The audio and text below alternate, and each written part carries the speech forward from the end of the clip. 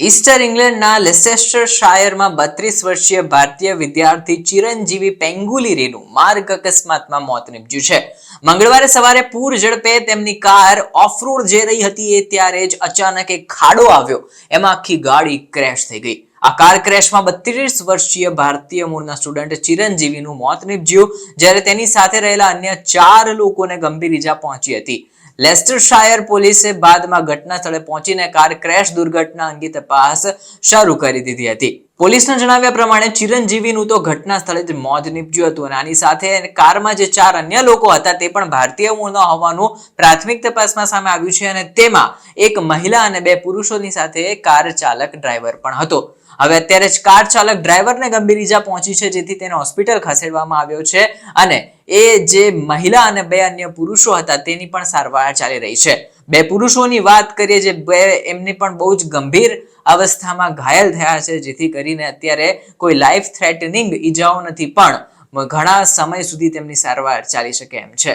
32 વર્ષીય ભારતીય મૂળનો student Chiranjeevi grey કલરની માઝદા 3 ટમુરામાં પેસેન્જર તરીકે એના ફ્રેન્ડ સાથે જઈ રહ્યો હતો. તેઓ જે માર્કેટ હોર્બોરો તરફ જઈ રહ્યા હતા ત્યારે જ આ દુર્ઘટના ઘટી. તેઓ ઓફરોડ જતા સમયે અચાનક ખાડો આવ્યો અને ગાડી એમાં ખાબકી. આના લીધે કાર ક્રેશ થઈ અને એના તો ફૂરચા ઉડી ગયા હતા. ડ્રાઈવરને ઈજાઓ થઈ, ચિરંજીવીનું ઘટના સ્થળે મોત નીપજ્યું. પણ હવે આ કાર ક્રેશને નજરે જોનારા કોણ છે એ અંગે પોલીસે તપાસ શરૂ કરી છે. પોલીસે કહ્યું છે કે અમે એવા લોકોની તપાસ કરી રહ્યા છીએ જેમને A6 ઉપર કાર ક્રેશની દુર્ઘટના નજરે જોઈ હોય. અમને હજી નથી ખબર પડી રહી કે આ ઘટના કેવી રીતે ઘટી. આ રેકલેસ ડ્રાઇવિંગ છે કે પછી ઘટના અચાનક ઘટી ગઈ છે.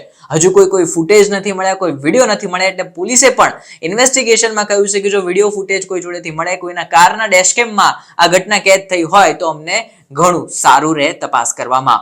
આસપાસ જે લોકો કાર ચલાવી રહ્યા હતા તેના પણ કારના ડેશકેમમાં જો કોઈ ફૂટેજ હોય તો પોલીસે કહ્યું છે કે અમને અહીંયા આ એક્સિડન્ટની ફૂટેજ જણાવજો, જેથી કરીને આગળ કાર્યવાહીમાં ખબર પડે. બીજી બાજુ પોલીસે 27 વર્ષીય વ્યક્તિની આ અકસ્માતની ઘટના અંતર્ગત ધરપકડ કરી હતી, જેમાં બેદરકારીપૂર્વક ખતરનાક ડ્રાઇવિંગ કરવાનો ગુનો નોંધવામાં આવ્યો હતો. જોકે બાદમાં કોર્ટે તેને બેઇલ ગ્રાન્ટ કરીને રિલીઝ પણ કરી દીધો હતો. પોલીસે કહ્યું કે આ તપાસમાં હજુ પણ પ્રોપર કાર્યવાહી થાય. જો અમને વિડીયો ફૂટેજ મળી જાય તો ખબર પડે કે કોની ભૂલ હતી, એના લીધે એક વ્યક્તિનું મોત થયું અને બીજા લોકો ગંભીર રીતે ઈજાગ્રસ્ત થયા. હવે આ ઘટનામાં ઘાયલ અને મૃત્યુ પામેલા તમામ લોકો ભારતીય મૂળના હોવાનું જણાવાઈ રહ્યું છે. તે બધા આંધ્રપ્રદેશના વતની હોવાની માહિતી પણ સામે આવી રહી છે. આ અકસ્માતથી યુકેમાં રહેતા ભારતીય મૂળના વ્યક્તિઓમાં પણ ફફડાટ ફેલાઈ ગયો છે. અત્યારે ઓથોરિટીએ મૃતક અને ઘાયલ થયેલા વ્યક્તિઓના પરિવારને સહાય કરવા માટેની પણ પહેલ શરૂ કરી દીધી છે.